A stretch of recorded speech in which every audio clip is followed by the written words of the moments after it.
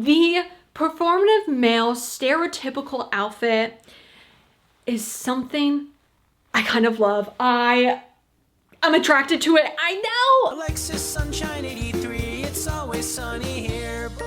Hey Sunshiners, Alexis Sunshine 83 here.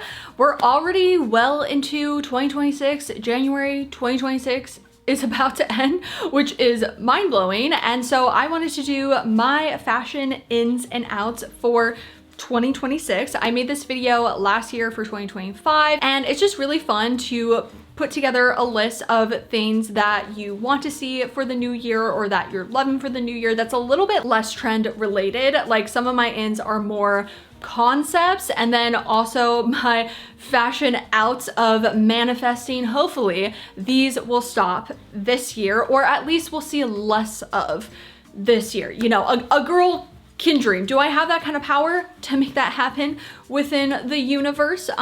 Probably not, but again, I have to have some sort of hope, which I will be really curious if any of you agree or disagree on my personal list, and also what's on your fashion ins and outs for 2026 as well. I figured we can start out with the negative and talk about my outs for 2026. That way we can end on a positive note with the ins. My first one is I do not want to get cheap goodies in my Depop order. I don't know if this happens on Poshmark. I have never had it happen when I have bought from Poshmark, also Whatnot. The most I'll get is a little thank you note, which so kind, so amazing, but I don't want to receive stickers. I understand if they are branded stickers for your Depop account. I think that's cute. Do I still want to receive it? No. I understand that a lot of people take pride in their packaging and the things that they add in there to make it special for the buyer, but I do not care, and it's going in the garbage, and now I just have like excess trash when I just wanted the clothing item. Another example of this that made me really think about just extra goodies in Depop orders is a couple of months ago, this Depop seller made a 4-minute TikTok about how upset she was that a buyer left her a 4-star review because she included a beef stick in the Depop order. And she went on this whole kind of rant of why she included the beef stick and how she wanted to be health conscious for her buyers, and how just like kind and nice it was that she included a beef stick in her Depop orders. Not only do we have to recognize that not everyone eats meat, people have food allergies, and also I don't trust a Depop seller that's including food in my order. I'm not gonna eat that. It's gonna go in the trash. Like all of these extra little goodies, they're going in the trash. I bought an item on Depop where the seller included plastic cheap rings with my order, and I just felt so bad that these rings don't go with my style and they're super cheap. They also didn't fit my finger size. They didn't ask me what my finger size was. They just included all this cheap jewelry, and it honestly like made me want to give them a bad review. I give everyone a 5-star review. Like I have been lucky that I haven't had any like major issues with buying on Depop, but it made me almost want to give like 1 star down because I'm like, you just included trash. Like I now am responsible for these cheap items when I never wanted that. I just wanted the item. I have only had one exception where I appreciated the extra little goodie, but if I have to choose between buying 10 things on Depop and 9 out of those 10 include cheap quality extras and stickers that I'm just gonna throw away, and only one comes with a really cool thing, I would rather not receive any goodies. The performative male trend this past year has been interesting, and I'm gonna admit something. I'm gonna be vulnerable. The performative male stereotypical outfit is something I kind of love.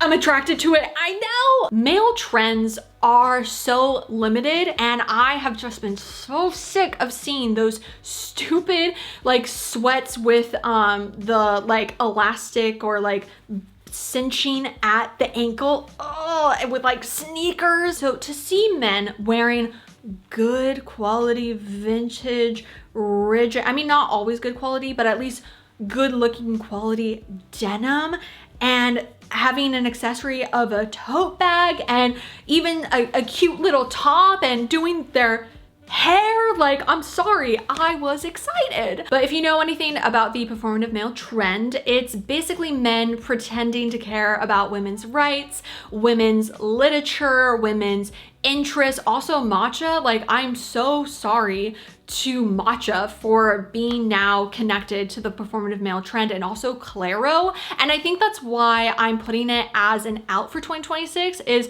even if it was a silly, goofy thing that people just kind of were connecting the dots of these men wearing the same thing, pretending to care about women, but actually being very misogynistic and actively harming women. I think the performative male contest that happened in big cities over the past year really transformed it even into more of a joke, where and not something that's like necessarily bad, because honestly the performative male contest seemed really fun. It seemed like actually a really cool like community event, but I think within that it kind of took away of the educational side of, hey, we don't want men that pretend to care about women. We want men that actually care about women. Oh my gosh, a concept, caring about women's rights, which I don't know if that would have necessarily made a difference, but in then seeing the performative male contest, having like, oh, how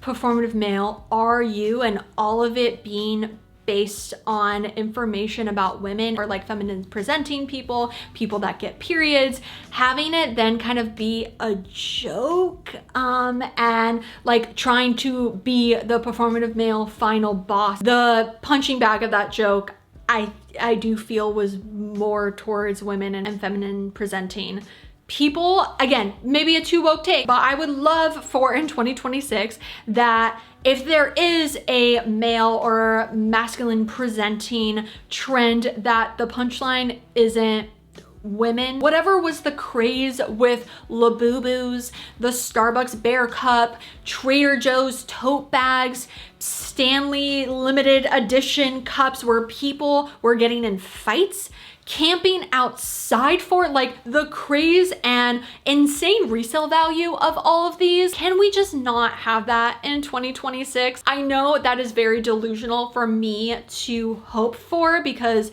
it's absolutely not gonna happen. I don't think there's any wrong with the Labubus. Like, I've talked nonstop about trinkets, and there are some positives within it when it comes to hobbies, but just the way that it became so wild and insane, and now we're already ending up at the thrift store. Same thing with Stanley's. Can we just act normal towards things? And maybe it's because none of those were an interest to me, but I can't think of anything that I would have acted as insane, especially towards retail workers. I hate rage bait advertising. I hate rage bait in general, which I'll admit, yes, I have dabbled in rage bait of putting a specific trend in a thumbnail, knowing it's going to elicit a certain response and get you to click on the video because of potentially, you know, certain feelings of rage. However, in that video, you will then hear me say a like 2-minute disclaimer about how there's no hate towards any of the trends and how I'm really trying not to be mean. It's all for fun, blah, blah, blah. Like, I am way too sensitive for rage bait. Even when I mispronounce a word in a video and I get an onslaught of comments correcting me, even when they're nice, like most of them are nice and just saying, oh, actually it's pronounced this way. Some of them can be a little rude. All I want to do is delete the video. I do not care about the engagement I'm gonna get in the video in the comments. I don't want 15 comments of the same thing telling me that I mispronounced a word. However, a lot of social media people, their entire brand is just rage baiting, and unfortunately they get so much success out of it. Brands using rage baiting in advertising isn't anything new, but last year rage bait was so abundant that it was literally the word of 2025. There actually were two. The Webster Dictionary, I think, said the word of the year for 2025 was slop, and then the Oxford something said it was rage bait, which, you know, describing 2025 with rage bait and slop is so incredibly accurate. The fact that brands have been leaning in to rage bait in their advertising during a time when we are waking up every morning looking at the news and hearing a new horrific and incredibly harmful thing that the orange man has said or is doing. Like, we do not need any more rage. Please, I beg of you. Now I need to contemplate if I want to repurchase my favorite lip gloss from a brand that partnered with a domestic violence comedian.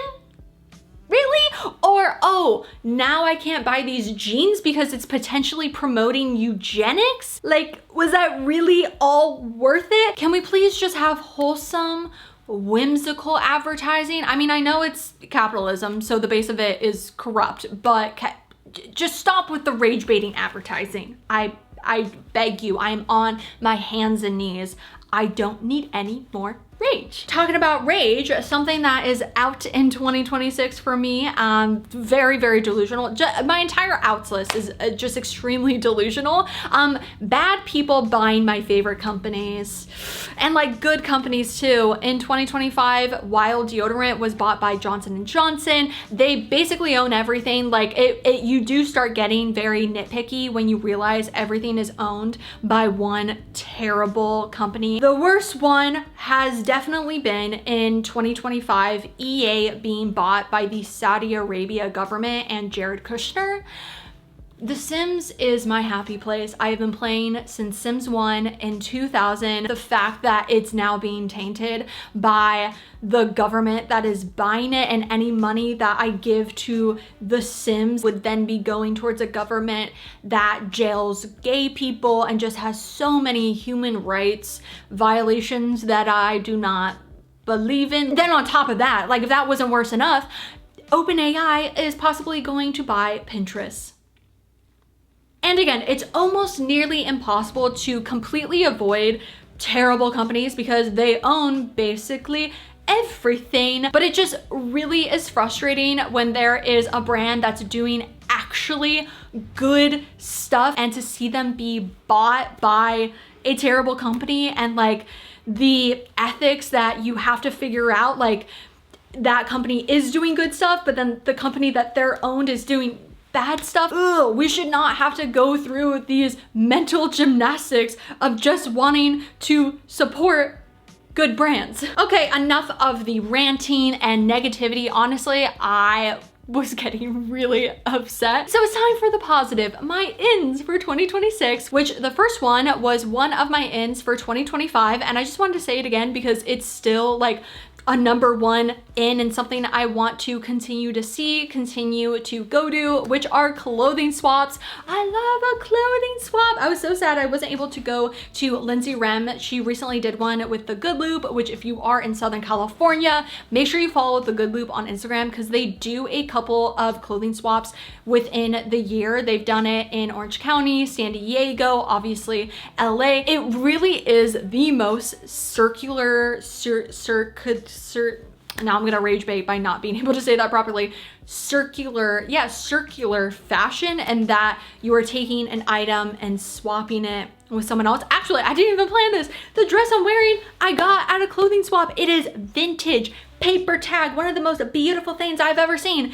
And I got it at a clothing swap. Just seeing someone get so excited about one of your clothing items on the rack, like it is just such a cool feeling, and I would love to go to more. I love the physical media / analog trend. Like it really does a disservice calling it a trend, but unfortunately it is considered a trend that has been happening since the beginning of this year. Seeing people's VHS collections or their CDs, people, especially in the younger generation that didn't have that, and learning about it. It's basically reminds me of with like hipsters and my generation really loving vinyl. I feel like that's what's happening with VHSs and CDs. Like I remember growing up, my sister making me like mixtapes of music that she maybe have illegally downloaded from LimeWire, and it was just like such an experience. The slow nature of physical media compared to where we are at with streaming services, and like there's so much content, yet a lot of it is slop and just like not that good. Not saying that old media, there can be some problematic things in it, but there's just such a different thing about it. I'm actually so gutted. I used to have this Hello Kitty TV, and when you would turn up the volume, Hello Kitty would dance with flowers and like turn it down, and then she would like go back down, and it was just had so much whimsy. I think the thing with capitalism, and I guess you could say overconsumption of my childhood, is at least the stuff was cool. At least it was cool. The cheap stuff from Temu and Shein is just laughably ugly. If I had space in this apartment, I would 100% buy VHSs. Honestly, I could probably go in my mom's garage and get all of my Pokemon VHSs. Like, they're all there. So whenever I have the space, I want to get an actual TV, VHS style TV, or you can just get the like connection. Actually, Lainey Ozark mentioned in one of her videos that for her daughter, she has a TV in her room, but it's only for VHSs. And if that's not the cutest thing ever, like if I did ever have a kid, I 100% would do that. Like having a TV in their room, but having it be with VHSs, and then I can take my Pokemon VHS collection and have them watch that. Anytime there's a trend where the core of it is rooted in secondhand, like I'm excited. However, apparently people are already promoting VHS players and CD players that look old but are actually new on Amazon and TikTok Shop, which literally ruins the whole purpose of it. Like, of course, there's gonna be people that just wanna participate in the trend and the idea of it versus people that actually want to embrace it, and people that have already been embracing it, that have been collecting VHSs. I've already mentioned in my 2026 fashion trends video that I am loving the vintage activewear trend that's kind of happening, like using vintage activewear to really show your personal style. And there's just been so many different creators that have done their own take on it. When I'm at the thrift store, I rarely go into the activewear section. I just have never thought about it because I always just wear black leggings and a black sports bra, and that is it. But because of this being a trend, actually like a positive one for me, I have been going in the activewear. I've only gone thrifting once this year so far, and actually when I went, I thrifted 2 things of activewear. The first one being so in line with it. Like these, you're not even gonna be able to like fully see them, but just trust. They are just the coolest things. Originally from Jockey Activewear, and it has a zipper on the side. I also then got this super cute pleated score. It is originally from Tilt, or Full Tilt, so it's not vintage, but John and I have been playing tennis. We've only gone twice and we're very, very bad, but it has been so much fun, and I've been wanting to find cute items to wear when we play tennis. So now when I go to the thrift store, that is definitely a section I'm going in. I also forgot to mention in my thrifting 2026 trends video that when I went to the Savers in Orange, I thrifted these Adidas little shorts. They have a pinstripe. Not the most exciting thing ever, but again, I'm going from just wearing black and now I have dark blue. This is a big deal. I know people are weary about tattoos being trends, but as someone that loves tattoos, wants to get more tattoos, one, I guess, tattoo trend that isn't really, but it's the best way to describe it, that I have been seeing loads, is a placement of a tattoo being like right here. I'll show some examples, and there's just something about that wrist placement that is so incredibly satisfying, and I've been just loving all the different iterations. What's nice about this kind of tattoo, quote unquote, trend is it's just a placement. So whatever you get in that placement like is going to still be unique, and obviously going to a tattoo artist that makes original tattoo designs, like it's still going to be specific to you, and it's not like a copy and paste of like the mustache tattoo trend. I'm not sure yet what I want to have right there, but that is something I would love to get in 2026. This one isn't necessarily fashion related, but I think it can still be in the realm of fashion and like lifestyle and content creation, which is making it the norm in 2026 to blur strangers' faces in videos. It does not have to be perfect. I am not perfect with it. And one of my biggest regrets with my YouTube channel is not blurring strangers in the background of my thrift with me's way earlier. If my mom was at the grocery store and she was in the background, even it had nothing to do with her. Like, that's a whole other thing of people actively filming strangers. No. Let's not do that. But when it's like they're in the background, like I can understand that it is a little bit more work to then blur their face.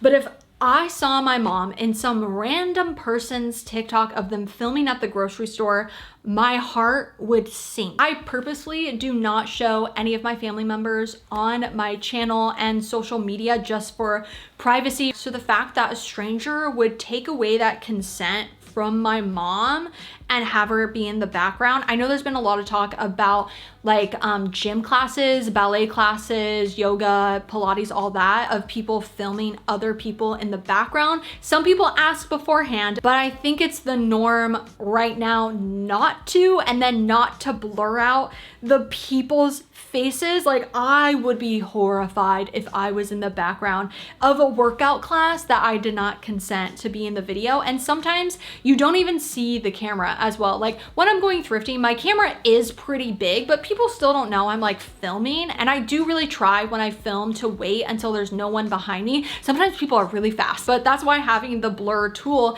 as ugly as it makes the shot, that's what it's good to utilize for. And I would just love to see more people doing that on YouTube, and then also especially on TikTok, because I think it's a little bit more rampant and a little bit too normalized not to do that. It's definitely something that's complicated depending on someone's content. I just think especially the front view, and if you can see their face, like just trying to blur them out. Again, even my blur tool, I need to find a new one because sometimes it doesn't fully blur out the person's face. And so I'm trying to figure that out, but I'm at least trying, and I just feel like at least trying was more of the norm.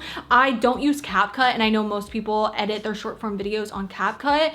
If there isn't already an automatic like blurring tool that you could add to blur strangers' faces out in the background, I would love for that to be a thing in 2026. This last in for 2026 is a positive one. I felt like the last one actually kind of had some like negative undertones. I'm so sorry, but I felt like it was important to talk about and something that, again, I would really love to see for 2026. But this one is small businesses making cool stuff. I feel like years ago when sustainability was really kind of starting to become more popular, so many of the brands, like small businesses and even bigger, like sustainable and ethical businesses, were so boring. It was all just basics. And I feel there still is an influx of sustainable and ethical small brands that are just basics. Not saying the basics aren't good, but where's the fun? Again, where's the whimsy? And I feel in the past couple of years, there's so much cool handmade jewelry